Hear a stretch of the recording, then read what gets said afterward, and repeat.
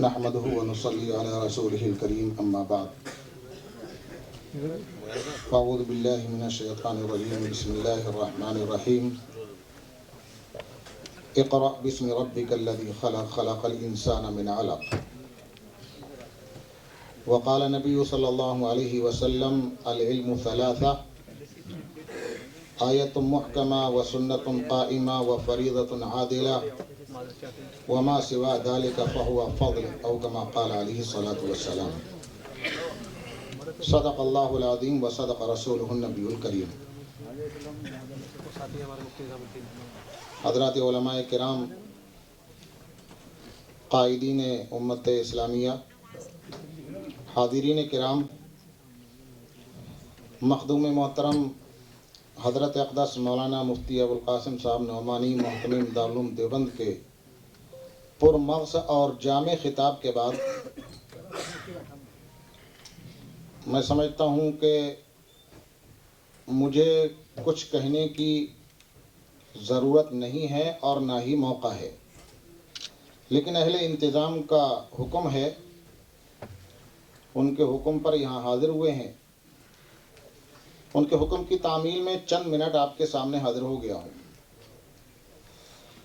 دو تین باتیں ذہن میں آتی ہیں، انہیں میں عرض کر دوں. سب سے پہلے تو میں جناب قاری محمد عثمان صاحب جو اس معہد کے ڈائریکٹر ہیں اور ان کے اساتذہ معہد کے اور ان کی تمام ٹیم کو مبارکباد پیش کرتا ہوں کہ انہوں نے اس بزم کو سجایا، جس میں ملی رہنما بھی موجود ہیں، تعلیمی رہنما بھی موجود ہیں اور دینی رہنما بھی موجود ہیں.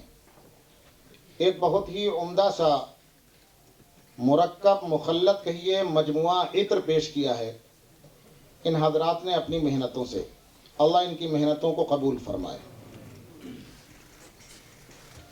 دوسری بات یہ ہے کہ ایک طالب علم نے قرآن کریم پڑھ کر سنایا، کئی طلباء نے مل کر ترانہ پڑھا. کہا جاتا ہے کہ دیگ کے ایک چاول سے پوری دیگ کا اندازہ ہو جاتا ہے.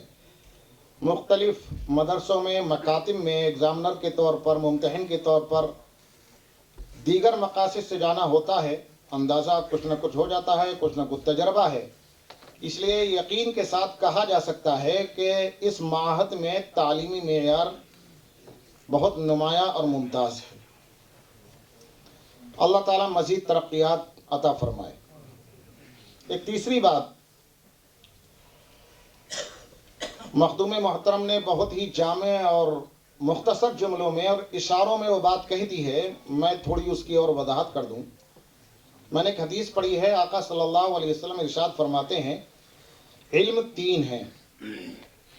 آیت محکمہ قرآن کریم کی مضبوط آیات، و سنت قائمہ نبی اکرم صلی اللہ علیہ وسلم سے ثابت شدہ سنتیں، و فریضۃ عادلہ،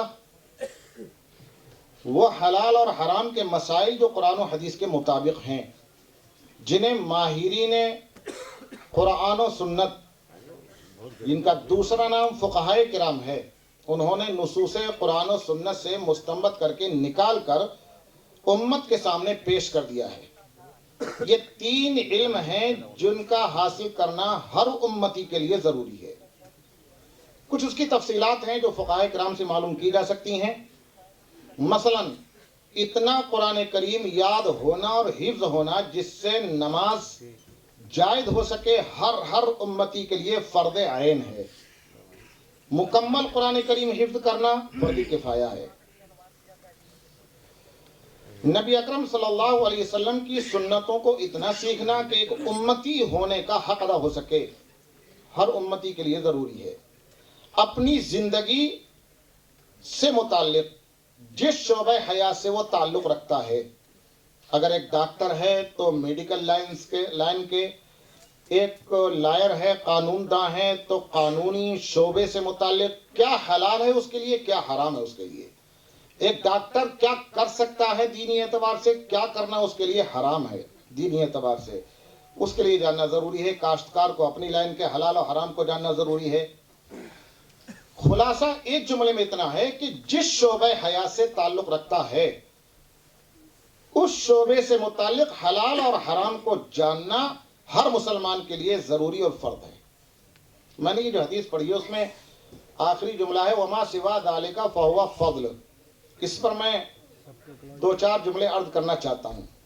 ये इब्ने माजा शरीफ की हदीस है। हमारे उस्ताद मोहतरम हज़रत मौलाना रियासत अली साहब बिजनौरी रहमतुल्लाह अलैह ने ये हदीस पढ़ाते हुए हमसे कहा था और किताबों में लिखा हुआ भी है, पढ़ा भी है, और हज़रत ने भी फरमाया था कि इस जुमले का एक मजबूत मतलब मुहद्दिसीन ने ये लिखा है कि कुरान, सुन्नत और अपनी ज़िंदगी से हलाल और हराम के मसाइल सीखना तो हर उम्मती को ज़रूरी है ही।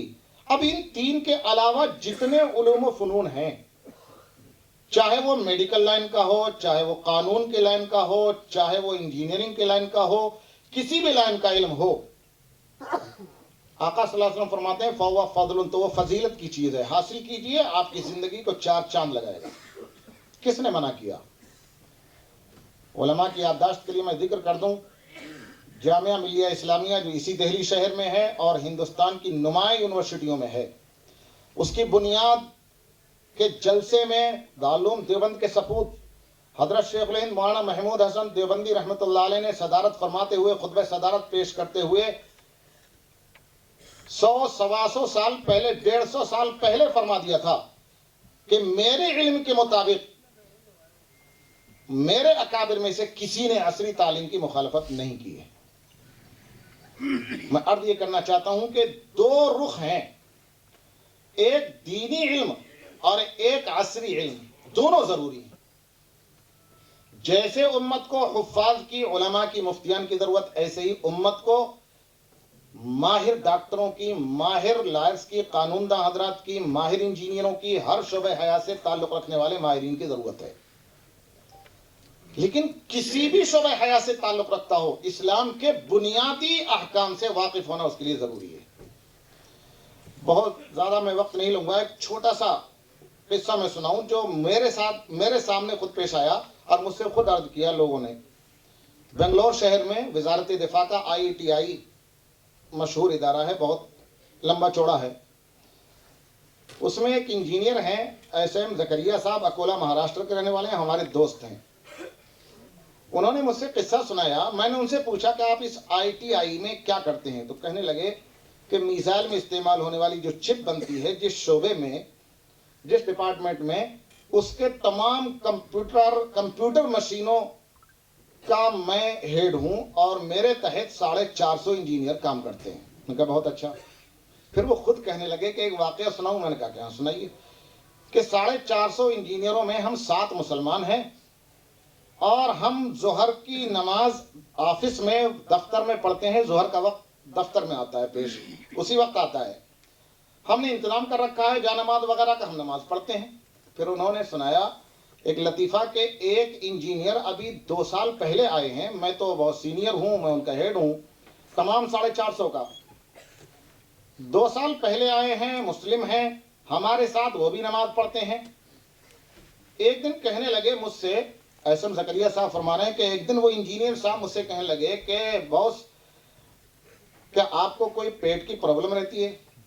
कहा नहीं, मुझे तो कोई परेशानी नहीं है। कहा आप रोजाना जोहर के वक्त में इस्तिंजा पहले करते हैं, फिर वुजू करते हैं, फिर नमाज पढ़ते हैं। मुझे देखिए 8 बजे सुबह घर से इस्तिंजा करके आता हूँ, शाम को जाकर के 4 बजे घर ही जाकर इस्तिंजा करता हूँ। मुझे तो वुजू करने की, इस्तिंजा की जरूरत नहीं पेश आती है। तो उन्होंने SM जकरिया साहब ने उनसे कह लिया, पूछ लिया कि ठीक है आपको इस्तिंजे की जरूरत पेश नहीं आती, लेकिन कभी गैस किरास भी नहीं होता?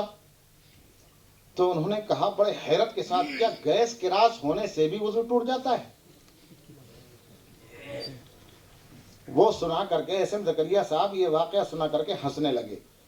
मुझे तो बहुत एहसास हुआ कि एक ऐसा मुसलमान जो अपने साइंस और टेक्नोलॉजी के एतबार से, असरी उलूम के एतबार से एक मकाम हासिल कर चुका है, सरकारी मुलाजिम है, अच्छी जॉब कर रहा है, लेकिन दीन के बुनियादी मसाइल से इस कदर नावाकिफ कि उसे यही पता नहीं है कि वुजू किन किन चीज़ों से टूट जाता है और किन किन चीज़ों से नहीं टूटता, नमाज के जायज़ होने के लिए क्या मसाइल ज़रूरी हैं जानना।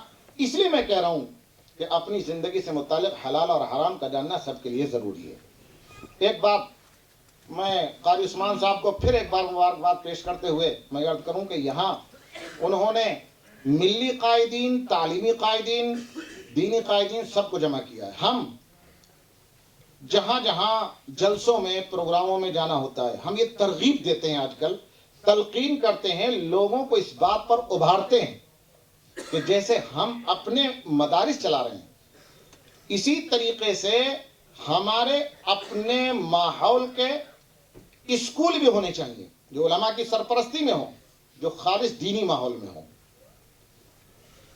اسکولوں کے اندر دینی علوم کی ضرورت اس سے زیادہ ہم اس وقت محسوس کر رہے ہیں جتنی مدارس کے اندر عصری علوم کی ضرورت ہے، اس سے زیادہ ہم یہ محسوس کر رہے ہیں. اگر ہماری یہ ملی قائدین اس جانب توجہ دیں تو ہمارے ملت اسلامیہ کے نوجوان و نونہال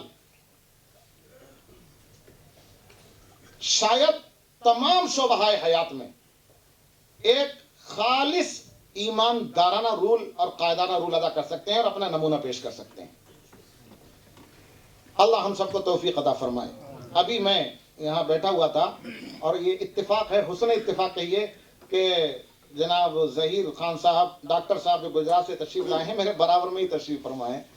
جب ایک بچہ وہ تلاوت کر رہا تھا تو انہوں نے مجھ سے یہ کہا اچھا یہ پہلا واقعہ میرے ساتھ پیش نہیں آیا ہے جو میں ذکر کر رہا ہوں، اس سے پہلے بھی مجھ سے اس قسم کی باتیں لوگوں نے پوچھی ہیں.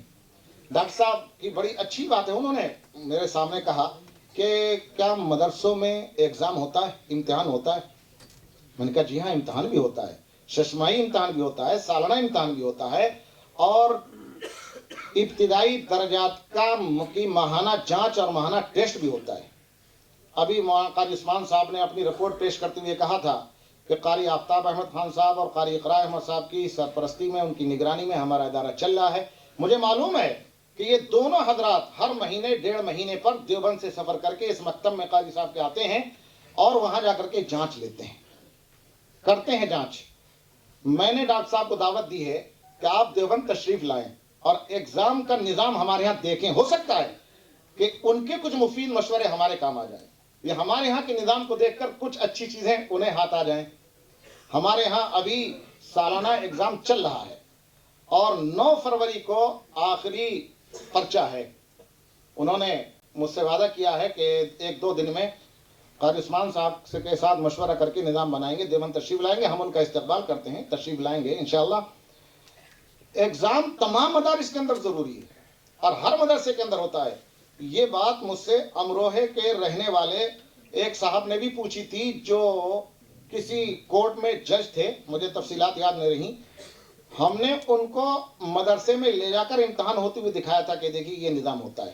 تو بہت سی غلط فہمیاں بھی اس قسم کے پروگراموں سے دور ہوں گی.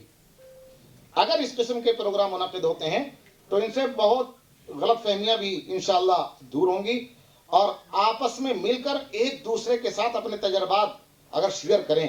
کسی کو عصری تعلیم کا تجربہ ہے تو وہ علماء کے ساتھ شیئر کرے، علماء کو دینی تعلیم کا تجربہ ہے وہ عصری ماہرین کے ساتھ شیئر کریں تو انشاءاللہ قوم کو بہت فائدہ پہنچے گا. اللہ تبارک و تعالی ہم سب کو عمل کرنے کی توفیق عطا فرمائے.